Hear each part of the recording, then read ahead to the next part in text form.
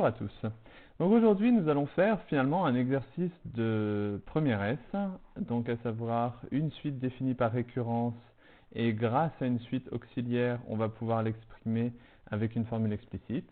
Par contre, la question 3 est du coup du niveau de terminal S, vu qu'on va chercher à déterminer la limite de cette suite de départ. Donc, dans un premier temps, soit Vn défini par Vn égale Un-3, montrer que Vn est géométrique. Donc, je vous rappelle, pour montrer que Vn est géométrique, il va falloir prouver que Vn plus 1 est égal à une constante fois Vn. Donc, dans un premier temps, Vn plus 1, j'utilise les informations de l'énoncé, c'est Vn plus 1 moins 3. Ensuite, un plus 1, pareil, j'utilise l'information de l'énoncé, c'est 3un moins 6, du coup moins 3. Encore une fois, dans toutes ces vidéos, j'essaye de détailler au maximum les calculs, même si personnellement, pour certaines fois, je trouverais que c'est plus rapide de le faire autrement. Alors, ici, une technique que j'ai trouvée finalement assez simple et que j'ai vue dans quelques copies et que finalement je vous conseille, c'est ici, vous avez une relation simple qui existe entre un et Vn, donc autant vous en servir. Or, un est égal à Vn plus 3. Et du coup, grâce à ça, on va pouvoir naturellement faire apparaître Vn. L'autre technique étant plus rapide consistait à factoriser.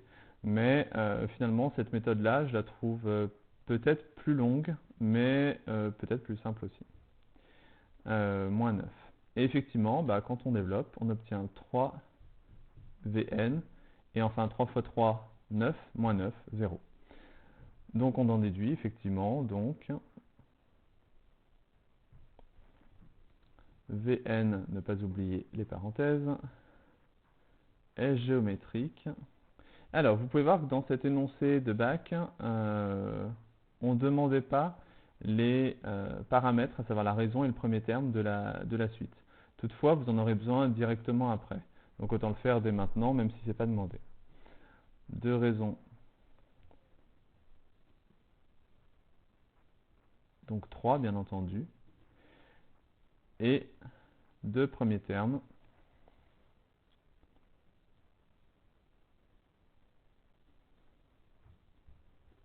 Alors, cette suite étant définie sur n, donc le premier terme est nécessairement V0. V0, c'est égal à U0 moins 3. Or, U0 vaut 1. Donc effectivement, V0 vaut moins 2. Question 2. Question 2 est une question de cours, dans un premier temps. Exprimer Vn en fonction de n.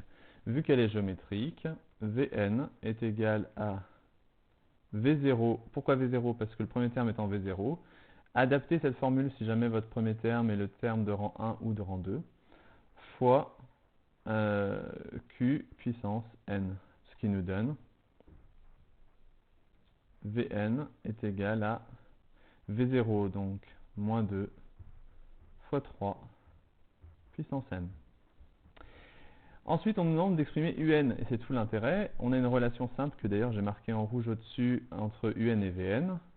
Donc vous en déduisez que un est égal à tout simplement 3 moins 2 fois 3 puissance n. Étudier la convergence de la suite.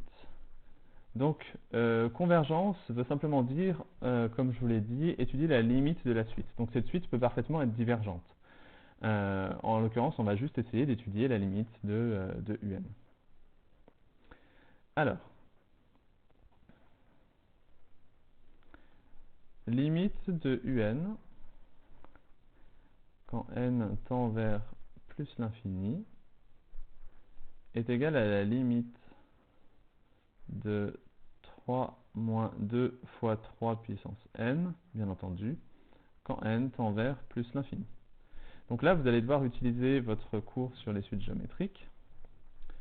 Or, la limite de 3 puissance n, quand n tend vers plus l'infini, est égale à plus l'infini. Pourquoi? parce que votre raison est strictement supérieure à 1. Or, donc du coup, je vais pouvoir le mettre, ça tend vers plus l'infini, mais du coup c'est multiplié par moins 2. Donc en l'occurrence, la limite est moins l'infini. Important de conclure par rapport à la question qui vous est posée, vu qu'on vous demande la convergence, donc il va falloir utiliser soit le mot convergente, soit divergente. Donc UN est divergente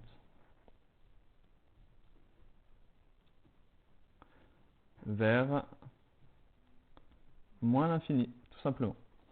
Et voilà, merci.